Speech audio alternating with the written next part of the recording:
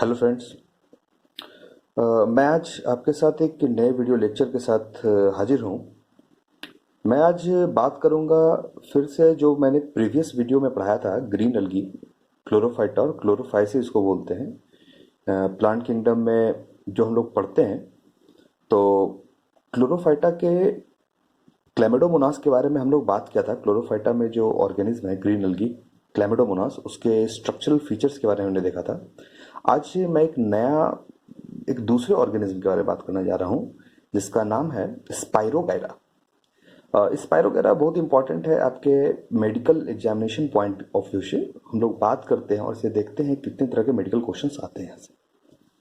हम लोग आज बात करेंगे स्पाइरोगाइरा।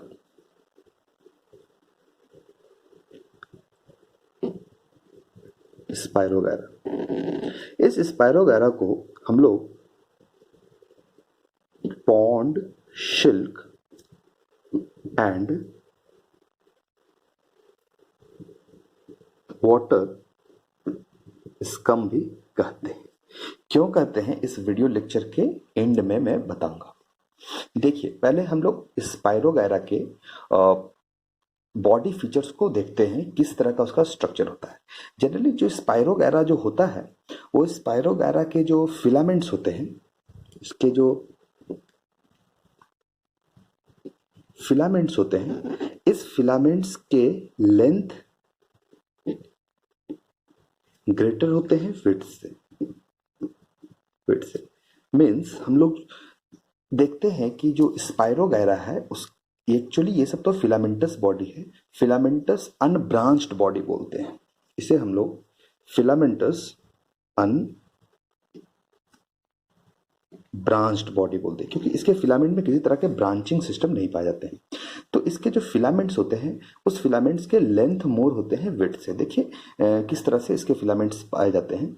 जनरली जो जिस फिलामेंट से ये लोग जुड़े होते हैं, जो इसका लोअर पार्ट जो फिलामेंट होता है वो सबस्ट्रेटम से जुड़ा होता है।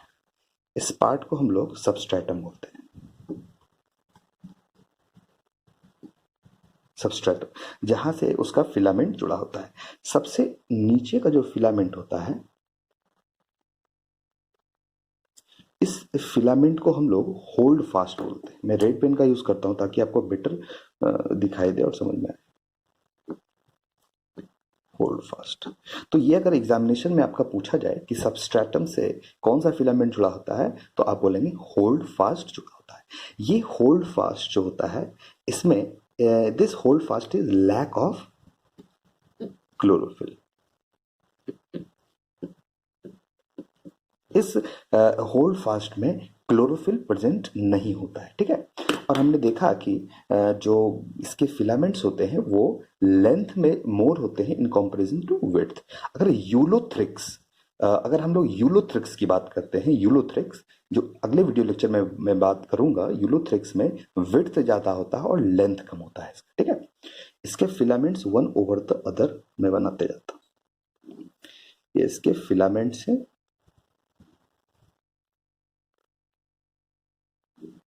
और सबसे अपर फिलामेंट जो होता है लिटिल डोम शेप्ड का होता है इसका फिलामेंट। सबसे अपर फिलामेंट होता है जो डोम शेप्ड का होता है। ये डोम शेप्ड का होता है, ठीक है। ये इसके फिलामेंट्स हैं। फिलामेंट्स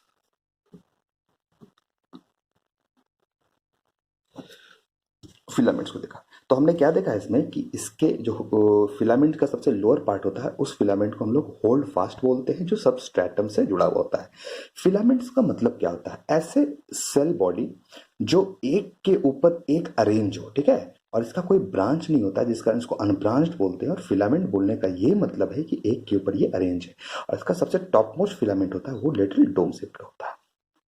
चलिए हम लोग आगे बढ़ते हैं और एक बात इस पर और करते हैं कि जब ये मैच्योर हो जाता है, जब ये फिलामेंट मैच्योर होता है, तो ये वाटर के वेव एक्शन से डिटैच हो जाता है। कहां से डिटैच होगा? ये सबस्ट्रेटम से डिटैच होगा और फ्री वो अपना लाइफ को सरवाइव करेगा, ठीक है, एक यंग स्पाइरोगैरा के फॉर्म में। चलिए अब हम क्या करते हैं, इस स्पाइरोगैरा के एक फिलामेंट को बाहर निकालते हैं। उस फिलामेंट में कितने तरह के सेल ऑर्गेनल्स पाए जाते हैं, क्या क्या इंपॉर्टेंट फीचर्स है, उसके बारे में बात करते हैं। क्योंकि यहाँ से ऑलमोस्ट प्लांट किंगडम से बहुत सारे मेडिकल एग्जामिनेशन में, नीट का जो एग्जामिनेशन है उसमें से क्वेश्चन पूछा जाता है। तो एक दो क्वेश्चन जनरली पूछा जाता है। तो चलिए एक फिलामेंट को हम लोग बाहर निकालते हैं, उस फिलामेंट में कितने तरह के सेल ऑर्गेनल है सब हम लोग बात करते हैं। चलिए देखिए, मैं इसे फिक्स कर लूं। देखिए, जब हम एक फिलामेंट को बाहर विथड्रॉ करते हैं तो किस तरह का स्ट्रक्चर हमें दिखाई देता है।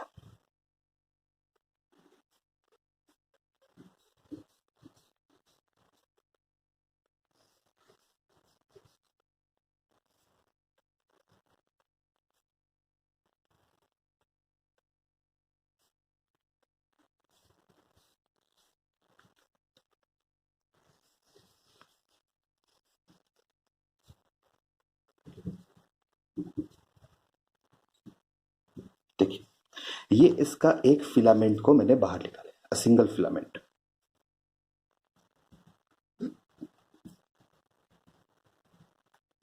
एक सिंगल फिलामेंट को मैंने बाहर निकाल लिया। अब देखिए, ध्यान से देखिएगा, इसके कितने स्ट्रक्चर्स होते हैं इस फिलामेंट में। इस फिलामेंट का सबसे आउटर वॉल जो होता है, वो आउटर वॉल को हम लोग सेल वॉल बोलते हैं। सेल वॉल जो होता है, जिसका लेयर जो होता है, जो आउटर शेल वॉल होता है, आउटर शेल वॉल जो होता है वो पेक्टोज से मिलकर बना होता है, पेक्टोज से मिलकर बना होता है। और जो इनर सेल वॉल होता है वो सेल्यूलोज से मिलकर बना होता है। तो यहीं पर आपको एक इंटरेस्टिंग मतलब कॉन्सेप्ट समझ में आएगा। ये पेक्टोज का क्या काम है एक्चुअली। ये जो पेक्टोज है, ये पेक्टोज जैसे ही वाटर के कांटेक्ट में आता है, when it comes in contact with water, तो ये पेक्टोज कन्वर्ट हो जाता है स्लाइमी सब्सटेंस, ठीक है। That substance is called mucilaginous substance, ठीक है। जैसे ही ये पेक्टोज मटेरियल जो वाटर के कांटेक्ट में आता है तो स्लाइमी सब्सटेंस में कन्वर्ट हो जाता है, जिसे हम लोग म्यूसिलेजिनस सब्सटेंस बोलते हैं। और ये स्लाइमी सब्सटेंस इसे एक स्लाइमी अपीयरेंस देता है, जिस कारण इस स्पाइरोगायरा को वाटर सिल्क और पॉन्ड स्कम बोला जाता है। चलिए आगे बढ़ते हैं। अंदर का जो लेयर है, this layer is called plasma membrane.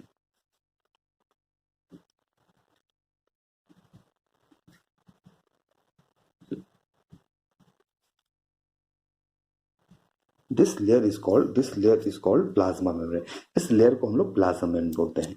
अब इस फिलामेंट के अंदर सबसे जो बेसिक बात है, एक बड़ा वैक्यूल प्रेजेंट होता है।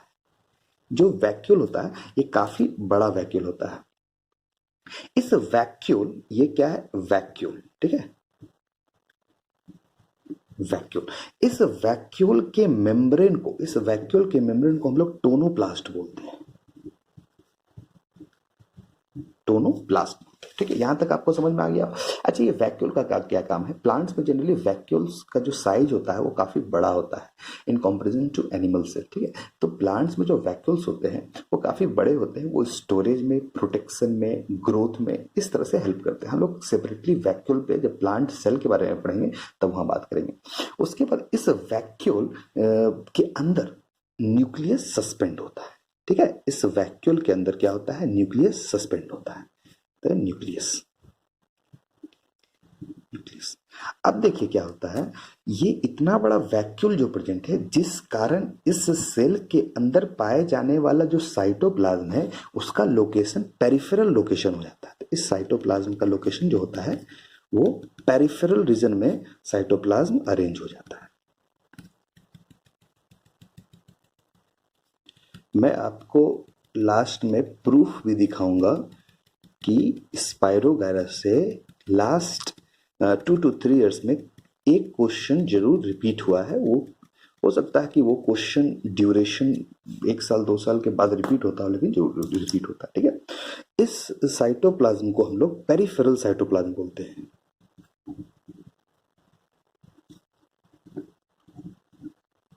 पेरिफेरल साइटोप्लाज्म, ठीक है।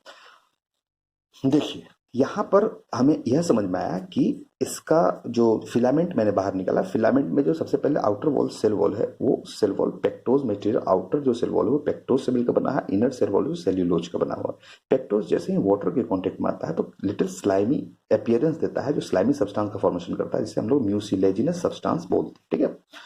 अंदर के मेम्ब्रेन को, जिसको सेमी परमेबल मेम्ब्रेन बोलते हैं, that is a plasma membrane present है। प्लाज्मा मेम्ब्रेन के ठीक अंदर पेरिफेरल रीजन में साइटोप्लाज्म प्रेजेंट है, जिसे हम लोग पेरिफेरल साइटोप्लाज्म बोलते हैं।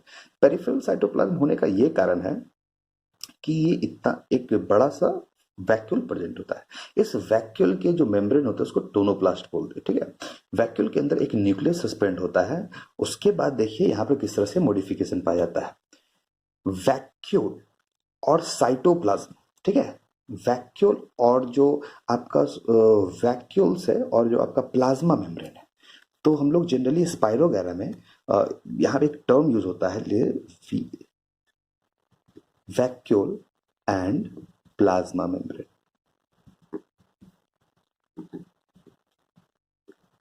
के लिए एक टर्म यूज होता है, that is प्रीमॉर्डियल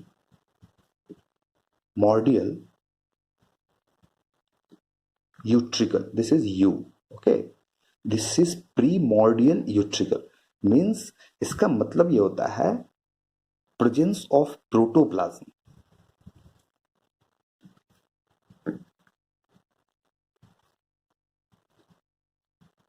Presence of protoplasm inside the cell.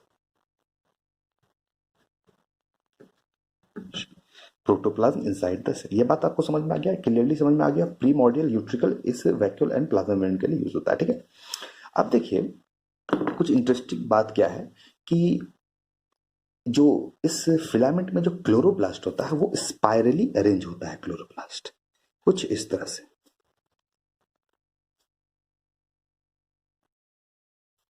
Sorry इधर नहीं है, इधर थोड़ा गलती से हो गई, इधर देखिए, आप ध्यान दीजिए। यहाँ जो होता है, ये जो क्लोरोप्लास्ट होता है ये स्पाइरली अरेंज होता है। ये क्लोरोप्लास्ट,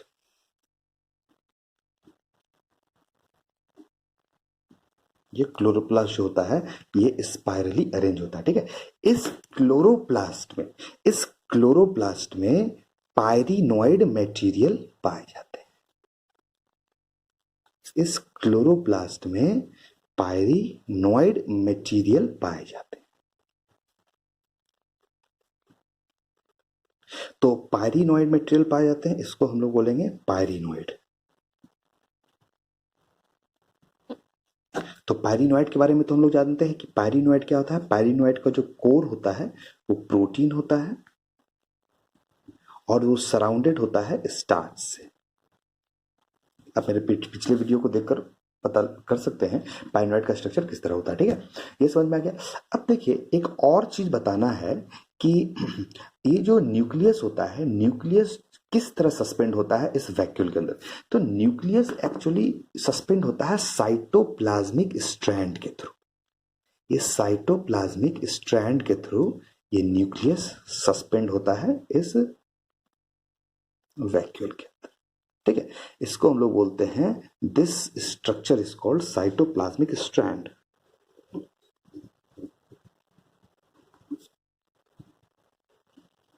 स्ट्रैंड ये आपका एक कंप्लीट स्ट्रक्चर बना आपका फिलामेंट ऑफ ग्रीन एल्गी, जिसका एक एग्जांपल है ग्रीन एल्गी। क्लोरोफाइटा बोलिए, क्लोरोफाइसी बोलिए उसे आप। ग्रीन एल्गी का एक एग्जांपल है स्पाइरोगायरा, जिसका ये एक फिलामेंट को स्पाइरोगायरा का मैंने बाहर निकाला। इससे जो बेसिक क्वेश्चन बनता है वो बनता है पॉन्ड स्कम, और आपका जो पॉन्ड स्कम और वाटर सिल्क का एक क्वेश्चन बनता है। आपको डायरेक्ट एग्जाम में पूछा जाता है pond silk is the common name of, तो आप वहां स्पाइरोगायरा मार सकते हैं, क्योंकि आपको इजीली समझ में आ गया कि स्पाइरोगायरा में जो वाटर सिल्क और पॉन्ड स्कम किस तरह से वो सिल्क का अपीयरेंस होता है। तब होता है वो अपीयरेंस जब ये पेक्टोज मटेरियल वाटर के कांटेक्ट में आता है। यहां तक आपको क्लियरली समझ में आ गया होगा किस तरह का स्ट्रक्चर होता है। चलिए कुछ इसके रिप्रोडक्शन बेसिस पर बात करते हैं। इसमें रिप्रोडक्शन 3 तरीके के रिप्रोडक्शन देखा जाते हैं। एक तो वेजिटेटिव प्रोपगेशन देखा जाता है, vegetative.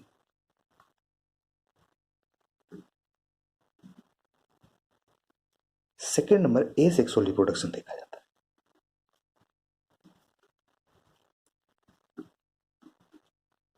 Asexual reproduction generally 9 out of 300 species में ये देखा जाता है, मीन्स रेयर और द रेयरेस्ट है। अगर होता है एसेक्सुअल रिप्रोडक्शन तो किस किस प्रोसेस के थ्रू होता है? वो होता है ए प्लानोस्पोर और ए काइनाइट फॉर्मेशन के थ्रू। ए काइनाइट फॉर्मेशन। अब ए प्लानोस्पोर और ए काइनाइट फॉर्मेशन क्या है? हम जानते हैं कि जब रिप्रोडक्शन होता है तो रिप्रोडक्शन के लिए एक फेवरेबल कंडीशन चाहिए। जब तक फेवरेबल कंडीशन नहीं मिलेगा रिप्रोडक्शन हो नहीं सकता है। ऑर्गेनिज्म के पास इतना सेंसेशन होता है कि उसे अनफेवरेबल कंडीशन में अपने बॉडी को किस तरह से प्रोटेक्ट करना है। तो जब अनफेवरेबल कंडीशन इन ऑर्गेनिजम्स के लिए आते हैं तो वो अपने बॉडी को नॉन मोटाइल स्ट्रक्चर में, एक्चुअली ये तो नॉन मोटाइल स्ट्रक्चर ही है, हम लोग क्लैमिडोमोनास में जनरली देखते हैं प्लानोस्पोर एकाइनाइट फॉर्मेशन। तो होता क्या है, एक क्लैमिडोमोनास तो मतलब तो आपको बाइफ्लैजिलेटेड होता है। बाइफ्लैजिलेटेड मतलब उसके पास फ्लैजिला है, तो फ्लैजिला तो मोटाइल होगा। जब उस क्लैमिडोमोनास के पास, उस क्लैमिडोमोनास जो एक एग्जाम्पल है ग्रीन एल्गी का, तो वो क्लैमिडोमोनास जब अनफेवरेबल कंडीशन में टिपिकल सिचुएशन में आता है तो अपने बॉडी को क्या करता है, अपने बॉडी को एक तो वो सबसे पहले नॉन मोटाइल बनाता है, और नॉन मोटाइल बनाने के पास एक थिन लेयर अपने चारों तरफ सराउंड करता है, जिसे हम लोग ए प्लानो स्पोर फॉर्मेशन करते हैं और ए प्लानो स्टेज कहते हैं। ए काइनाइट स्टेज क्या आता है? अब फेवरेबल अनफेवरेबल कंडीशंस जो होते हैं वो कुछ डिफरेंट डिफरेंट तरह का हो सकता है कि जो अनफेवरेबल कंडीशन हो कुछ ज्यादा ही हद तक अनफेवरेबल हो। तो एक काइनाइट फॉर्मेशन में क्या करता है, उस नॉन मोटाइल सेल के चारों तरफ एक थिक लेयर का फॉर्मेशन होता है। ठीक है, एक थिक लेयर का फॉर्मेशन होता है, जिसे एक काइनाइट फॉर्मेशन करते हैं, एक काइनाइट सेल होते हैं। और एक हाइपनोस्पोर होता है, एक हाइपनोस्पोर फॉर्मेशन होता है। हाइपनोस्पोर में भी क्या होता है, रेड कलर का थिक लेयर सराउंड होता है इस सेल के चारों तरफ। इसको हाइपनोस्पोर फॉर्मेशन बोलते हैं। और वो जो लेयर, रेड लेयर का जो थिक लेयर होता है रेड कलर का, दैट इज ड्यू टू हेमेटोक्रोम। ठीक है, आपको बता ही देता हूं हाइपनोस्पोर।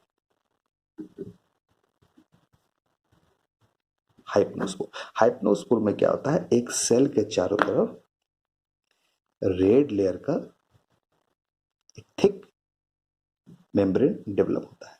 ये रेड लेयर जो जनरली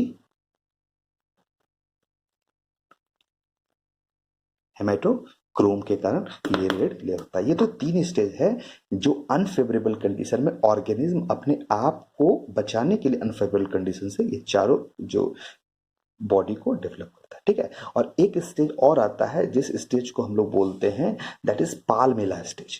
ठीक है, इसके बारे में ही बता ही देता हूं। पाल्मेला स्टेज, ये पाल्मेला स्टेज क्या होता है? पाल्मेला स्टेज भी एक ऐसा स्टेज है जिसमें सेल के चारों तरफ एक स्लाइमी लेयर का फॉर्मेशन होता है। वो स्लाइमी लेयर म्यूसिलेजिनस लेयर होता है।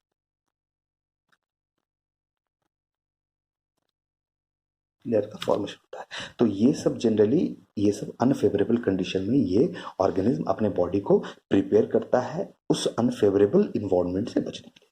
और इसमें जो सेक्सुअल रिप्रोडक्शन पाया जाता है वो कंजुगेशन के थ्रू वो प्रोसेस होता है सेक्सुअल रिप्रोडक्शन का। तो चलिए एक बार मैं फिर से वीडियो को रिकैप करता हूँ वो क्या क्या मैंने पढ़ाया। जनरली स्पायरोगैरा के बारे में मैंने बात कैसे पॉन्ड सिल्क और वाटर कम करते हैं। तो आपके एक मेडिकल एग्जामिनेशन में क्वेश्चन अगर पूछा जाए कि what is the another name of और common name of pond silk, आप स्पायरोगैरा मारिए। ठीक है, फिलामेंट जो होते हैं लेंथ मोर होता है विड्थ के कंपैरिजन में। तो देखिए सारे के लेंथ मोर है और विड्थ कम है। ठीक है, सबसे नीचे वाले जो फिलामेंट होता है उसको होल्ड फास्ट बोलते हैं, वो लैक ऑफ क्लोरोफिल होता है। ठीक है, उसके बाद ऊपर एक के ऊपर एक फिलामेंट सेल होता है। सबसे ऊपर का जो फिलामेंट होता है उसको डोम शेप्ड फिलामेंट बोलते हैं। जब ये मैच्योर होता है तो वाटर वेव एक्शन के थ्रू ये डिटैच हो जाता है। आगे देखते हैं हम लोग फिर। हमने क्या करा, देखिए हमने करा क्या, हमने सिर्फ एक फिलामेंट को बाहर निकाला। एक फिलामेंट का अपीयरेंस कैसा होता है, देखिए तो फिलामेंट को बाहर निकाला हमने, तो फिलामेंट में का स्ट्रक्चर बनाया। स्ट्रक्चर में हमने देखा, स्ट्रक्चर में जनरली हमने देखा कि एक सेल वॉल है, आउटर को सेल वॉल बोलते हैं। सेल वॉल जो बना होता है, आउटर सेल वॉल जो होता है पेक्टोज का बना होता है, और इनर सेल वॉल जो होता है सेल्यूलोज का बना होता है। तो पेक्टोज जैसे ही वाटर के कांटेक्ट में आता है तो स्लाइमी सब्सटेंस का फॉर्मेशन करता है, इसे हम लोग म्यूसिलेजिनस सब्सटेंस बोलते हैं, ठीक है, जिस कारण से वाटर स्कम और पॉन्ड सेल बोलते हैं। अंदर प्लाज्मा मेम्ब्रेन जो सेमी परमेबल मेम्ब्रेन पाया जाता है, बहुत एक बड़ा वैक्यूल प्रेजेंट होता है। वैक्यूल बड़े होने के कारण क्या होता है, जो साइटोप्लाज्म होता है वो पेरिफेरल रीजन में अरेंज हो जाता है, इसको पेरिफेरल साइटोप्लाज्म भी हम लोग बोलते हैं। उसके बाद इस वैक्यूल के अंदर एक न्यूक्लियस होता है जो सस्पेंड होता है, न्यूक्लियस, ठीक है। ये न्यूक्लियस होता है साइटोप्लाज्मिक स्ट्रैंड के थ्रू यहाँ सस्पेंड होता है। साइटोप्लाज्मिक स्ट्रैंड क्या है, वैसे आउटग्रोथ जो सेल वॉल से निकलते हैं, साइटोप्लाज्म के आउटग्रोथ जो किसी भी सेल ऑर्गेनल्स को होल्ड करने के लिए रिस्पॉन्सिबल होते हैं, ठीक है। अब देखिए इस वैक्यूल के जो मेम्ब्रेन होते हैं उसे हम लोग टोनोप्लास्ट बोलते हैं, ठीक है। उसके बाद देखिए ये जो क्लोरोप्लास्ट जो प्रेजेंट होता है, क्लोरोप्लास्ट स्पाइरली प्रेजेंट होता है इसमें, और इस क्लोरोप्लास्ट में पायरिनोइड मटेरियल जो रिजर्व फूड मटेरियल है वो पायरिनोइड मटेरियल पाए जाते हैं। यहाँ तक हमें समझ में आ गया आपको। अब एक टर्म था, इस टर्म को हम लोग वैक्यूल और प्लाज्मा मेम्ब्रेन के लिए प्रीमॉर्डियल यूट्रिकल टर्म का यूज किया। इस टर्म का मतलब होता है presence of protoplasm inside the cell. Protoplasm तो आपको समझ में आता है, living content inside the cell, ठीक है। उसके बाद जो रिप्रोडक्शन इसमें देखा जाता है, रिप्रोडक्शन थ्रू वेजिटेटिव प्रोपगेशन के थ्रू होता है। इसमें फ्रैगमेंटेशन के थ्रू भी हो जाएगा आपका, फ्रैगमेंट्स टूट जाते हैं और फ्रैगमेंट्स फिर से डिटैच होने के बाद एक नया बॉडी का फॉर्मेशन होता है। ये सेक्सुअल रिप्रोडक्शन जनरली होता है इसमें तो ए प्लानोस्पोर और ए काइनेट फॉर्मेशन के थ्रू देखा जाता है, और जो इसमें सेक्सुअल रिप्रोडक्शन देखा जाता है वो कंजुगेशन के थ्रू देखा जाता है। तो ये एक ब्रीफ इंट्रोडक्शन मैंने दिया आपको स्पाइरोगैरा के बारे में। देखिए एक्चुअली बात क्या है कि अगर मेडिकल के आप स्टूडेंट हो तो आपको डीप स्टडी करना है, ठीक है, किसी भी ऑर्गेनिज्म के बारे में पढ़ना है तो डीपली पढ़ना है। यहाँ से एक क्वेश्चन आपका बनता है, स्पाइरोगैरा से एक क्वेश्चन वाटर स्कम के बारे में जरूर बनता है। बहुत सारे क्वेश्चन होते हैं जो सिमिलर होते हैं, जैसे आपने क्लेमेडोमोनास के बारे में पढ़ा, तो क्लेमेडोमोनास तो एक मोटाइल ऑर्गेनिज्म है, मोटाइल प्लांट सेल है। लेकिन अगर आप स्पाइरोगैरा के बारे में पढ़ते हैं तो एक तो नॉन मोटाइल है, नॉन मोटाइल है तो उसमें जितने भी और क्या क्या मॉडिफिकेशन है आएगा तो सब तो ग्रीन अलगी में ही आएगा, लेकिन इसमें क्या क्या मॉडिफिकेशन है उसके बारे में आपको पढ़ना है। आप बेसिकली आप एनसीईआरटी को फॉलो कीजिए क्लास 11th में। एनसीईआरटी के साथ आप जो उसके एग्जाम्पल्स हैं उस एग्जाम्पल्स को एग्जैजरेट कीजिए। This will be much beneficial for your medical examination. मैं आपके साथ अपकमिंग मेडिकल एग्जामिनेशंस में और क्या आ सकता है और प्रीवियस मेडिकल एग्जामिनेशन में क्या क्वेश्चंस आया है, कुछ कुछ क्वेश्चंस को मैं ऑब्जेक्टिव पैटर्न्स पर किस तरह के क्वेश्चन पूछे जाते हैं और किस तरह के क्वेश्चन पूछे गए हैं आपके लिए कुछ प्रैक्टिस सेट्स लाऊंगा। चलिए तो आई होप आपको ये वीडियो अच्छा लगा होगा। स्पाइरोगैरा के बारे में बहुत चीज आपको क्लियर हो गया होगा। I think you enjoyed my video. आप अगर पसंद आया वीडियो तो आप लाइक शेयर और कमेंट कीजिए वीडियो पर, और मेरे चैनल को सब्सक्राइब कर दीजिए ताकि मैं आपको और वीडियोस देता रहूँ। चलिए तो जब तक के लिए good luck friends, thank you very much.